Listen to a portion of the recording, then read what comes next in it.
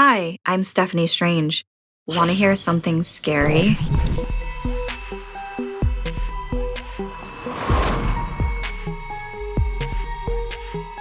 Hi, everyone, and happy Halloween. So glad to be back for our favorite season and look forward to seeing more of me in the near future.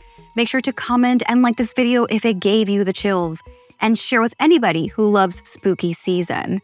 And remember, sometimes what's in our head is way worse than reality, but sometimes that reality can be a killer. I've always hated mirrors. There's something unsettling about the possibility of seeing something in them that wasn't there before. But for some reason, the new house we moved into seemed to have mirrors everywhere. My room, the bathroom, the hallways, everywhere.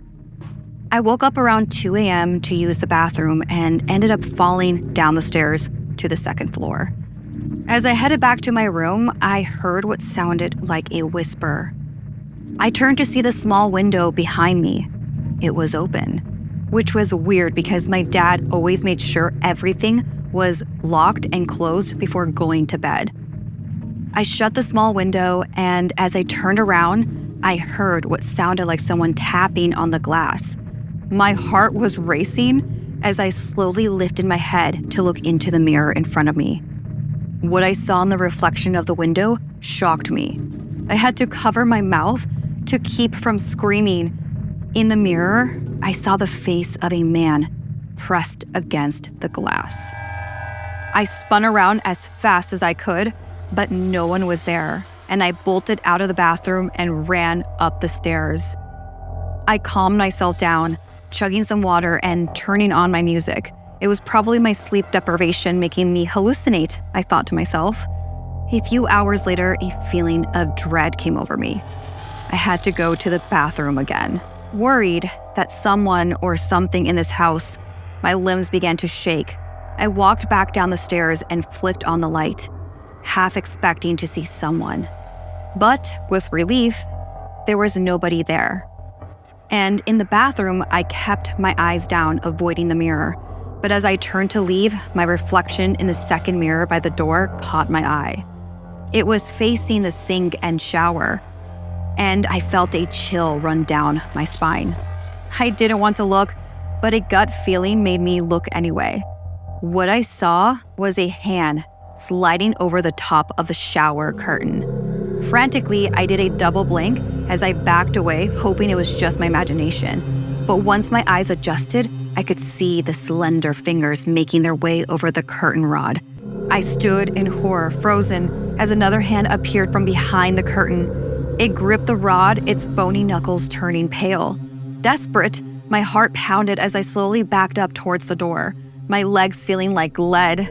Then, without warning, both hands let go and disappeared behind the curtain. I gasped, tears in my eyes. The silence was suffocating. But I couldn't stay any longer. Panic hit me like a wave, and I bolted towards the stairs. As I reached the doorway, I heard the curtain rustle behind me. My breath caught. I could hear it breathing, too close for comfort. I raced to the top of the stairs, my pulse thundering in my ears. Afraid to look back, I slammed the door shut, but before it could fully close, the creature's hand shoved through, reaching for me.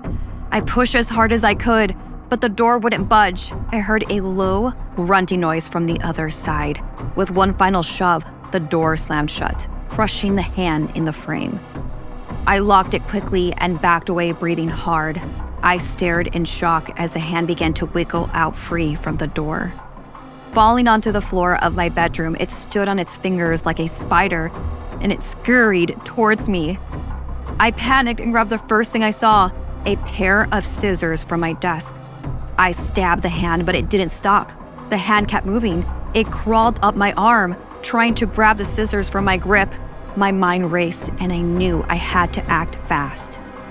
I rushed to the window, grabbed the hand, and threw it out. I watched as it tumbled down, hitting the front. I slammed the window shut and collapsed onto my bed, shaking. But before I could catch my breath, I felt something strange, a light pain on my neck, like something was brushing against it.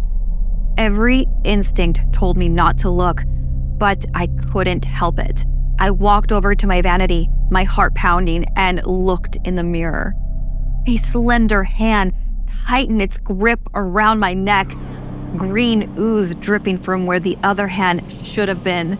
The creature stood behind me, grinning as I struggled to breathe. The creature's smile twisted into something monstrous as it opened its mouth. Its long, dagger-like teeth gleamed under the dim light of my room. I couldn't move. I was trapped, helpless, forced to watch as it started devouring my body. The sound of my bones snapping echoed through the silence. Each crunch made my stomach turn. The grotesque sound of flesh being torn apart filling the air. I wanted to scream, to run, but I couldn't. The horror of it all was paralyzing. When it was done, only my head remained, staring back at me in the mirror. My lifeless eyes locked onto my own reflection, frozen in time. I could still hear it breathing behind me. I held my breath, hoping, praying that it was finally over. But then a shadow moved. In the mirror behind my head, the creature was still there. Its grin wide and wicked, stretched even further, as if it wasn't finished yet. My heart raced as I realized I wasn't free. If only I hadn't looked in that mirror. If only I hadn't looked.